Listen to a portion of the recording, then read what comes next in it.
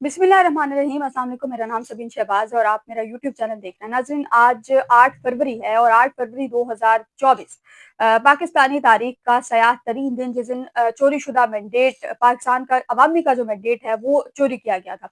एक तो यार आज के इस व्लॉग में उस मैंडेट के हवाले से आपके सामने रखेंगे, और 8 फरवरी को मैं इलेक्शंस कवर कर रही थी, माई विटनेस हूँ।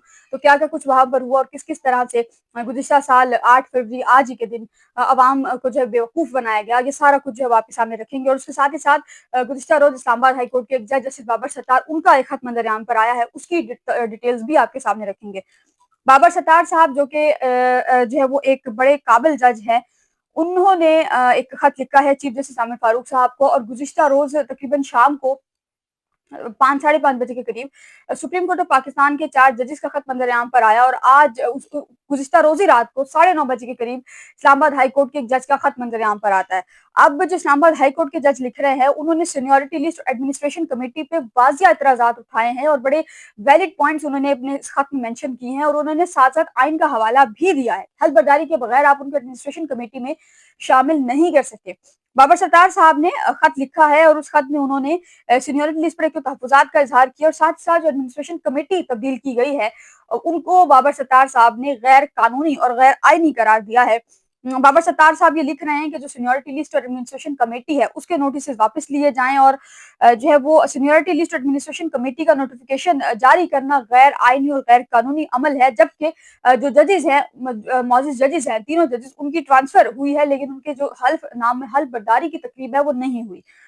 बाबर सत्तार साहब ये लिख रहे हैं कि बगैर इस्लामाबाद हाई कोर्ट जज की हल्फ उठाने के बगैर जजेस को कमेटी में रखना जो है बगैर कानूनी है, और ट्रांसफर नोटिफिकेशन में कहीं नहीं लिखा कि ट्रांसफर आर्जी है या मुस्तकिल है। और आर्टिकल 194 के तहत हमारे मौजूद साथी जजेस ने अपनी अपनी हाई कोर्ट्स का हल्फ उठा रखा है, और हल्फ में तीनों जजेस ने ये कह रखा है कि वो अपनी अपनी हाई कोर्ट्स में बतौर जज अपनी जिम्मेदारियां निभाएंगे। बाबर सत्तार साहब ये लिख रहे हैं कि आपकी ज़ेरे निगरानी तीनों जजेस आर्टिकल 194 की खिलाफ वर्जी में बगैर हल्फ 3 फरवरी से जुडिशियल काम कर रहे हैं, और आर्टिकल 194 के तहत बतौर चीफ जस्टिस आपकी जिम्मेदारी थी कि आप इन तीनों जजेस से हल्फ लेते, लेकिन हल्फ लिए बगैर आपने तीनों जजेस को एडमिनिस्ट्रेशन कमेटी में शामिल किया और सीनियरिटी लिस्ट भी तब्दील की। बाबर सत्तार साहब ये लिख रहे हैं कि जो है वो इस्लामाबाद जुडिशियल सर्विस रूल्स के मुताबिक एडमिनिस्ट्रेशन कमेटी चीफ जस्टिस और 2 जजेस पर मुश्तमिल होगी। इस लिहाज से 9वें नंबर के जज को आप बतौर जो जस्टिस खालिद सोमरो हैं, उनको कमेटी में आप शामिल नहीं कर सकते।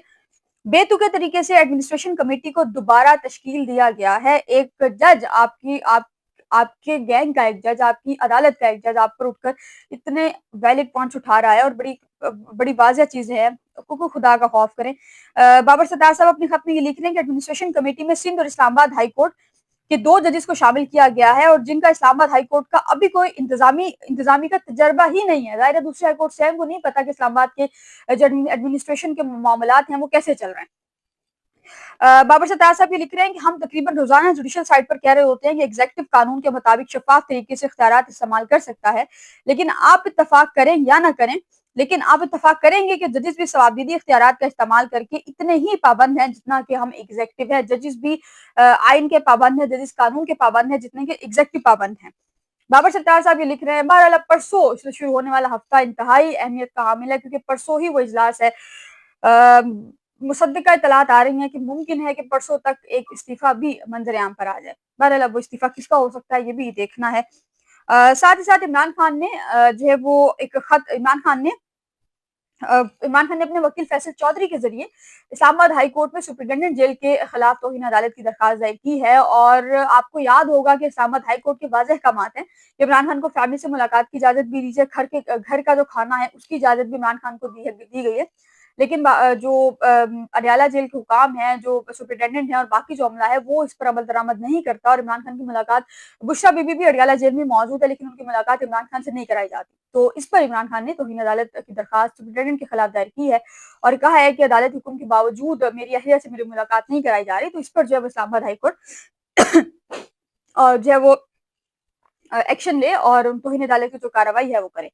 नाज़रीन, अब आते हैं वीडियो के आखिर हिस्से में आएंगे। 8 फरवरी 2024 8 फरवरी 2024 पाकिस्तानी तारीख का सयाह तरीन दिन, चोरी शुदा मैंडेट को आज 1 साल मुकम्मल हुआ, और गुज़िश्ता साल से अब तक कोई एक भी अच्छा काम ऐसा नहीं है जो इस मौजूदा हुकूमत ने किया हो, चोरी शुदा मैंडेट की हुकूमत ने किया हो, फॉर्म 47 की हुकूमत ने किया हो। जिस तरह से ये हुकूमत आई थी, जिनके सर पर ये हुकूमत आई थी, उसी हिसाब से ये हुकूमत बाकी काम भी कर रही है। ज़्यादा डिटेल में मैं जाऊँगी नहीं, लेकिन मैं जिन चीज़ों की मैं आई विटनेस हूँ, वो मैं आपको बताऊँगी। जिस हल्के में मेरी ड्यूटी थी, जिस हल्के से मैं रिपोर्ट कर रही थी, उस हल्के में शुएब शाहीन इमरान खान की तरफ से, पीटीआई की तरफ से उम्मीदवार थे और उनको फाख्ता का निशान अलॉट किया गया था। आपको याद होगा कि इंतखाबात से ऑलमोस्ट 1 हफ्ता पहले पीटीआई से इंतखाबी निशान छीने गए थे और फिर नए इंतखाबी निशान उनको बतौर आजाद उम्मीदवार अलॉट किए गए थे, जितने भी पीटीआई के लोग थे।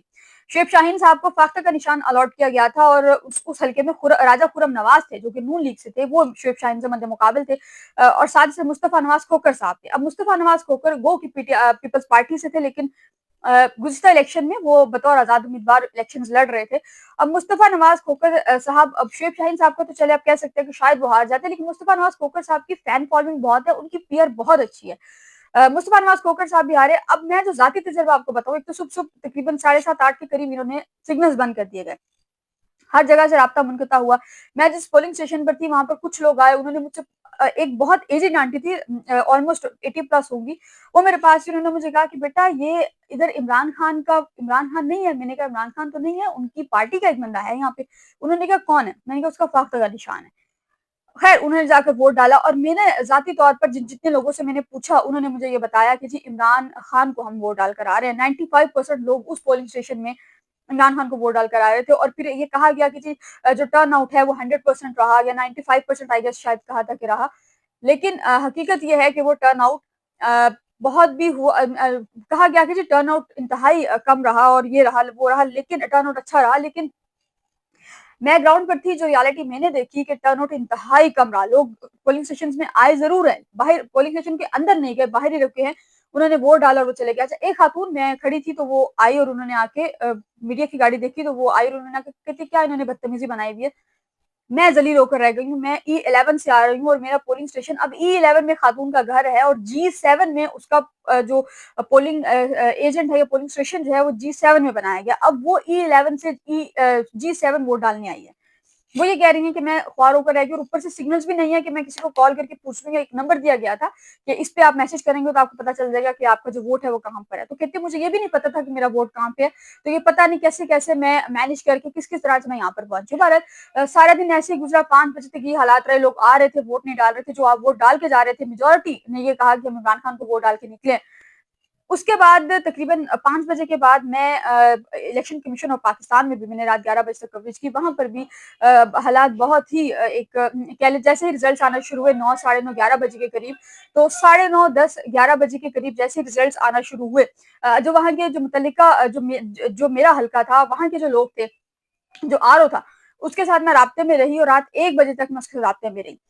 9 बजे तक तो वो मुझे रिजल्ट्स बिल्कुल ठीक बताता रहा कि ये हो रहा है, ये हो रहा है, लेकिन 12 बजे के करीब 1 बजे मेरा आखिरी दोस्त से राब्ता हुआ।